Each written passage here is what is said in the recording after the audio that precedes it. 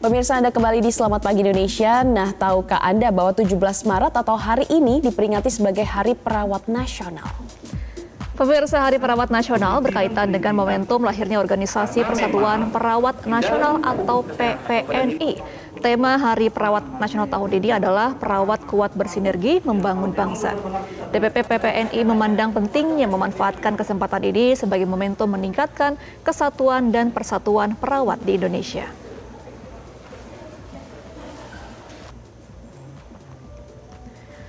Nah, salah satu tugas berat perawat adalah perawatan paliatif.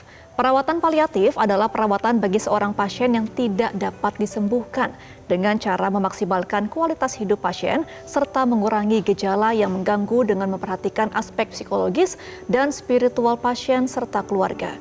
Perawatan paliatif juga menyediakan sistem pendukung untuk menolong keluarga pasien dalam menghadapi kematian dari anggota keluarga yang dicintai sampai dengan masa berkabung.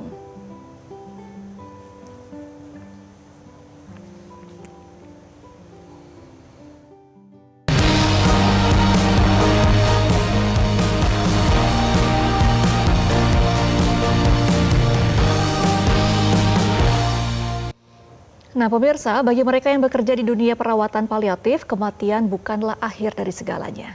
Kematian justru menjadi kesempatan memberikan kualitas hidup hingga akhir. Seperti apa sebenarnya perawatan paliatif dan memaknai Hari Perawat Nasional tahun ini?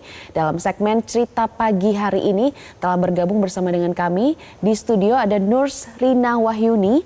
Ini adalah seorang perawat paliatif dan bergabung melalui sambungan Zoom ada Wakil Menteri Kesehatan Dante Saxono. Kita panggil terlebih dahulu Nurs Rina. Nurs Rina, selamat pagi.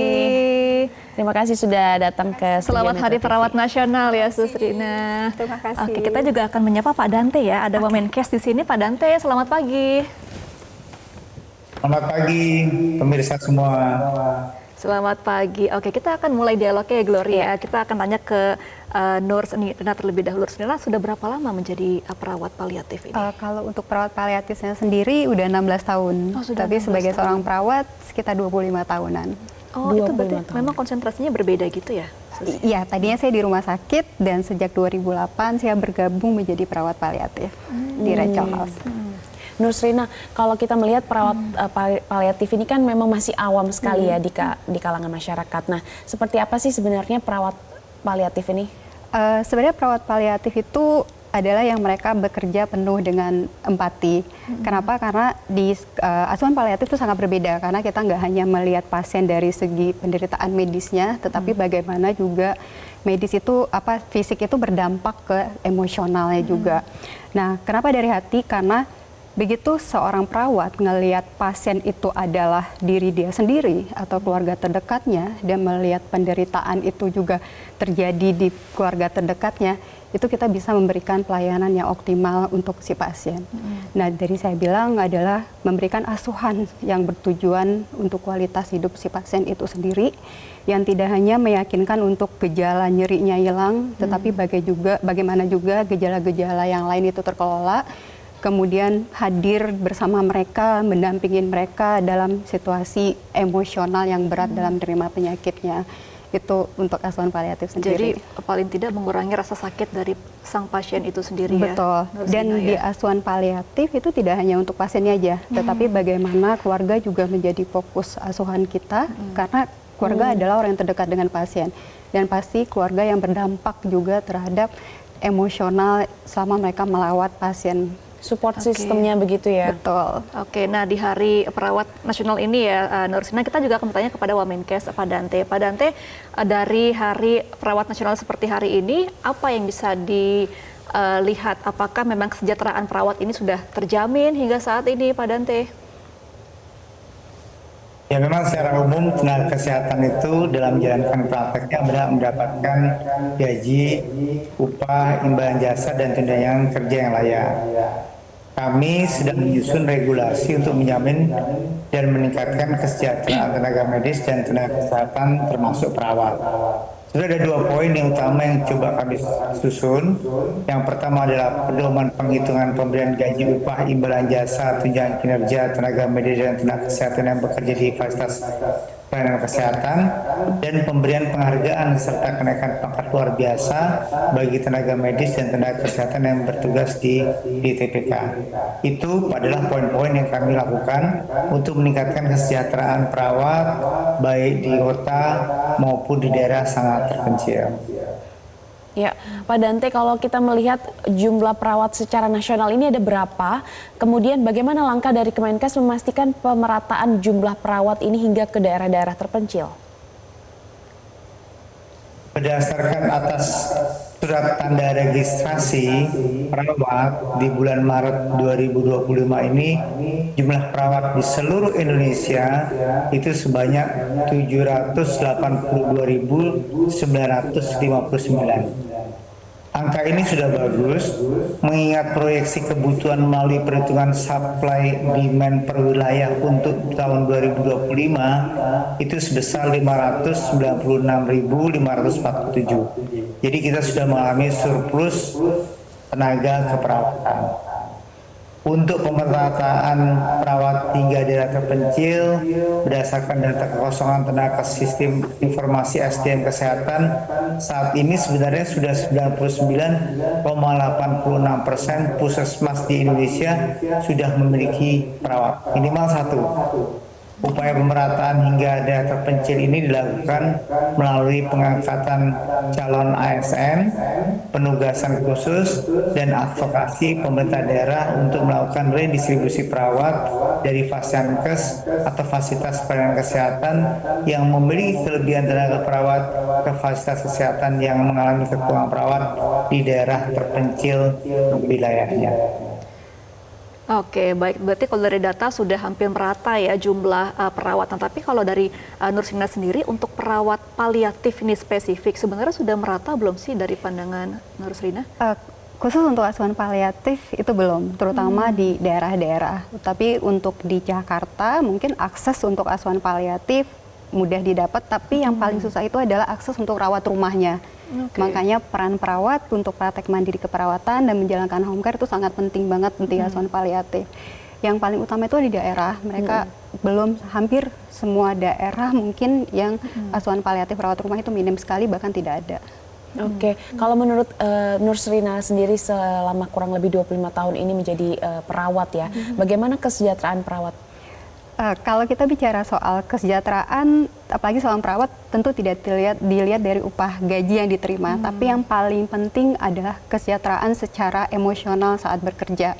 Karena perawat itu boleh dikatakan yang 24 jam dekat dengan pasien, kemudian menjadi advokasi bagi pasien, mendengarkan semua masalah-masalah sulit pasien, mungkin dari gejala yang sulit, emosional yang sulit. Di situ juga dampak emosional pasti akan berdampak untuk perawatnya sendiri. Jadi pentingnya untuk kesejahteraan mereka disupport untuk bisa dengan nyaman berbicara soal beban emosional tersebut. Terus kemudian juga mereka mendapatkan training atau edukasi bagaimana untuk menunjang ilmu keperawatannya mereka tersebut.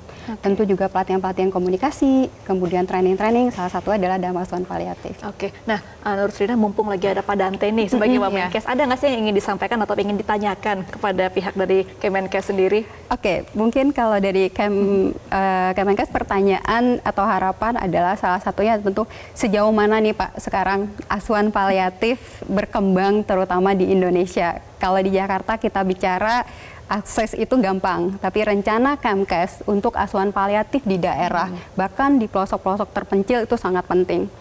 Oke, gimana tuh Pak Dante? Jadi memang perawat paliatif ini mempunyai keahlian khusus untuk menangani pasien-pasien yang boleh dikatakan tidak bisa sembuh, tapi bisa dipertahankan supaya mempunyai kualitas hidup dan jaminan kesehatan yang optimal. Memang tidak semua daerah memiliki perawat paliatif yang merata. Kita melakukan berbagai macam kegiatan pelatihan dan peningkatan kompetensi untuk mendukung supaya tenaga-tenaga perawat paliatif itu makin merata dan makin banyak di Indonesia. Dan mudah-mudahan diberikan dukungan oleh organisasi profesi seperti PPNI, Persatuan Perawat Nasional Indonesia, kemudian lembaga pendidikan, lembaga pelatihan, lembaga vokasi, maka jumlah perawat-perawat paliatif yang nanti akan memberikan pelayanan kepada masyarakat makin lama makin banyak. Dan yang paling penting adalah masyarakat mengetahui adanya informasi mengenai perawat paliatif. Karena perawat paliatif tidak saja bekerja di rumah sakit, tetapi perawat paliatif pun bisa bekerja secara individual dari sebagai caregiver dari rumah ke rumah. Tadi Pak Dante sudah menanggapi ya, Ibu Rina nanti bisa diikuti lagi, di follow up kembali. Bu Rina, Nur Srina, kalau kita melihat kan memang perawat ini kebanyakan wanita ya. Sebenarnya tantangan apa yang dihadapi pada saat menjalankan tugas? Kalau lagi-lagi saya bicara soal di asuhan paliatif, jadi tantangan yang banyak dilewatin adalah, saya ingat waktu di awal memulai karir di bidang asuhan paliatif itu adalah merasa sendiri. Karena waktu itu saya bahkan belum mengenal asuhan paliatif sampai saya dilatih oleh, kita dapat dukungan dari tenaga luar negeri, pakar paliatif baik dokter dan perawat yang datang ke Rachel House. Kemudian mengadvokasi, kemudian menyebarluaskan apa itu asuhan paliatif, itu menjadi tantangan waktu di awal memulai di bidang karir ini. Tapi ya, sekarang kalau kita bicara soal asuhan paliatif, tentu sudah banyak yang melakukan, atau di rumah sakit, bahkan sekarang di institusi pendidikan, dan bahkan juga himpunan-himpunan, ada himpunan perawat paliatif, ada himpunan dokter paliatif saat ini. Oke, berarti kita harapkan di Hari Perawat Nasional seperti ini, semoga untuk perawatan paliatif untuk spesifiknya bisa merata ke seluruh Indonesia, dan juga seluruh pasien dan keluarganya juga bisa terakses juga ya di Indonesia. Terima kasih ya, Nur Rina sudah bergabung bersama kami. Selamat pagi Indonesia, dan juga sudah ada Wamenkes Bapak Dante Saxono sudah bergabung bersama kami. Selamat kembali bertugas Pak Dante, dan terima kasih juga Nur Rina. Terima kasih. Oke, dan pemirsa, Selamat Pagi Indonesia akan kembali untuk Anda dengan informasi lainnya. Tetaplah bersama kami. Jelajahi cara baru mendapatkan informasi. Download Metro TV Extend sekarang.